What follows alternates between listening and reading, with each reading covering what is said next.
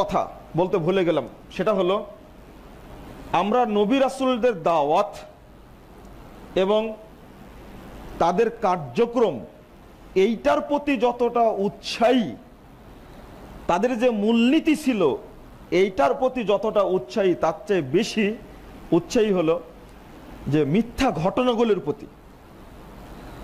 আদম আলাইহিস সালামের সন্তানদের সম্পর্কে অনেক কিছু কাহিনী রচনা করা, অনুরূপভাবে ইদ্রিস আলাইহিস সালাম সম্পর্কে, দাউদ আলাইহিস সালামের সম্পর্কে, তারপরে আপনার ইব্রাহিম আলাইহিস সালাম সম্পর্কে যে কাহিনীগুলো কেবল ইহুদি খ্রিস্টান কর্তৃক বর্ণিত হয়েছে বিভিন্ন কেতাবে, সেইগুলো নিয়েই ব্যস্ত থাকি। কিন্তু এই সমস্ত আসল যে ঘটনা কোরআনে যেগুলো বর্ণিত হয়েছে এইগুলোর প্রতি আমাদের ভ্রুক্ষেপও নাই, এইগুলো থেকে আমরা শিক্ষাও অর্জন করি না। যেমন আদম আলাইহিস সালামের দুই সন্তান নিয়ে, হাবিল কাবিল নিয়ে আর তাদের বিবাহ নিয়ে যত কাহিনী রচিত হয়েছে, কোরআন সুন্নাহ তার কোনো ভিত্তি নাই, অযথা এইগুলো নিয়েই পড়ে আছি।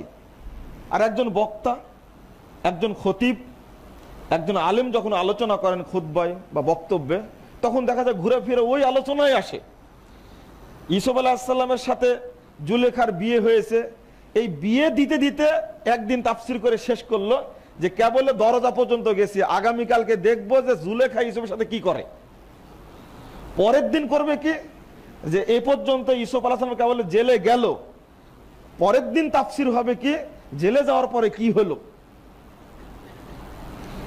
দেখা যাবে যে কোরআনে কি চমৎকার ভাবে বর্ণিত হয়েছে, সেটার দিকে লক্ষ্য না করে কোন তাফসিরে কি মিথ্যা কথা লেখা আছে, ওই কাহিনীগুলো শেষে এক সময় বিয়েটা দিয়ে দিবে যে ইউসুফ আলাইহিস সালামের সাথে জুলেখার বিয়ে হয়েছিল।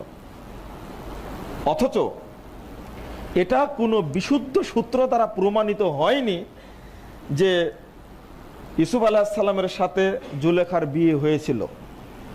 আর এই রকম চরিত্রের মেয়ের সাথে কখন একজন নবীর বিয়ে হতে পারে না, এটা পরিষ্কার। কিন্তু দুঃখজনক বিষয় হলো যে তাদের দাওয়াতের মূলনীতি কি ছিল, দাওয়াত কবুল না করার কারণে তাদের কি হয়েছিল, আমাদের এখন কিভাবে শিক্ষা নেওয়া উচিত, এইগুলো দরকার ছিল। কিন্তু আমরা